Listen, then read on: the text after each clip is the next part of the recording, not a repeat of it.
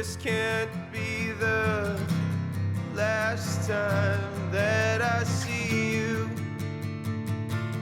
It can't be true.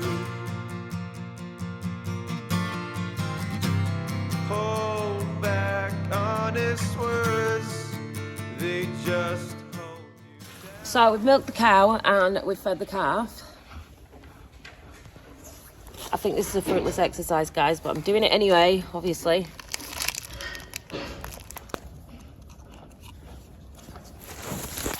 I've got a glove on because I've got a really big cut on my finger. I stabbed it with a screwdriver yesterday. Obviously, best to be safe than very sorry around farm and dirt and poo and stuff. I'll be wearing a glove for the foreseeable. I'm going to give it some vitamin E and selenium just because I think it's the right thing to do. I don't think it's going to make a difference. I don't think this is going to end well. I don't know why I'm showing it you. Possibly because it is real farming and you don't win them all. If this comes round, I'll eat this hat, no joke. I'll fry it up and I will eat it. But you've got to try, that's the point. It's disappointing, it's demoralising. Yeah, you've just got to try, haven't you?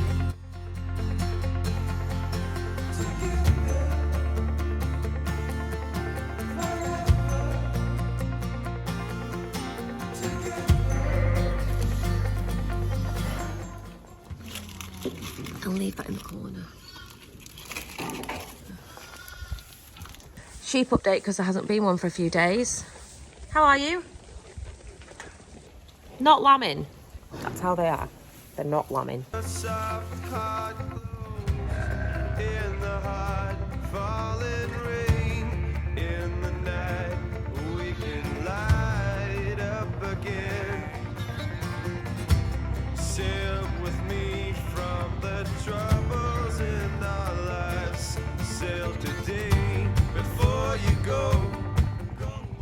This little lamb that's looking very sad, very, very sad. This is one of Big Rose Herdwick crosses. And I'm pretty sure, if I'm not mistaken, its mum was right up at the top of there, escaped in a different field, because that's what they do best. So, on that note, this little lamb shouldn't be in here. Although I am annoyed about it escaping, I'd rather it escape with its lambs than without them. And if I can catch a sheep, there's something wrong because I am shocking at it. We're very reunited.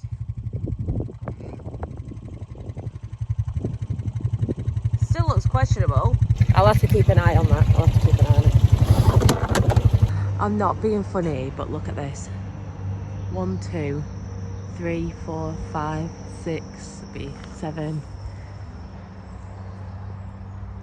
Look at all them there. 8, 9, 10, 11, 12, 13, 14, 15. 2 massive big ones above me.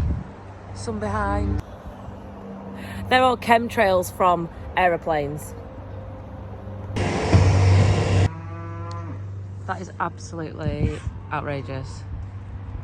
And then yesterday, the government, Department of Transport, announced tax cuts on internal flights in the UK. Basically subsidising the aviation industry instead of, you know, ploughing money into things that are sorely needed, like the rail network and the road infrastructure in the UK. And then, meanwhile, scapegoating farmers for being the ruination of the planet and the cause of climate change. There's a good thought. And we wonder why we have to fight so hard for our corner. That's why, because they are against us. Farming and pollution, we know it's not brilliant. We know it's not. There's no denial there, but at least we're doing something. Meanwhile, water companies are pumping raw sewage into rivers. How is this possible? Media turns on us like a pack of dogs because we're such a minority that it means that the rest of the population can feel better about what they're doing, eating bloody avocados and importing cheap food. The UK has some of the highest welfare standards in the world, and to have your product that you've worked so hard to, you know, nurture and bring on, put on a shelf next to chicken from Thailand, it's just a bit of a crying shame, isn't it? Especially when they're near enough the same price. And everybody is about price nowadays. I don't know why we pretend that they're not. Roy's just been to Aldi. Look at these, what we found, Joe. Will everyone agree that these are better than the penguins? Do you want a seal bar, children? They are not rip-offs, Anna. They are seal bars. These are within their own league. Do you or do you not want a seal bar? I want a seal bar. Do you want one? Yes. So, we are TB testing tomorrow. I am every bit as horrified about it as you might think. So yeah, we are TB testing tomorrow.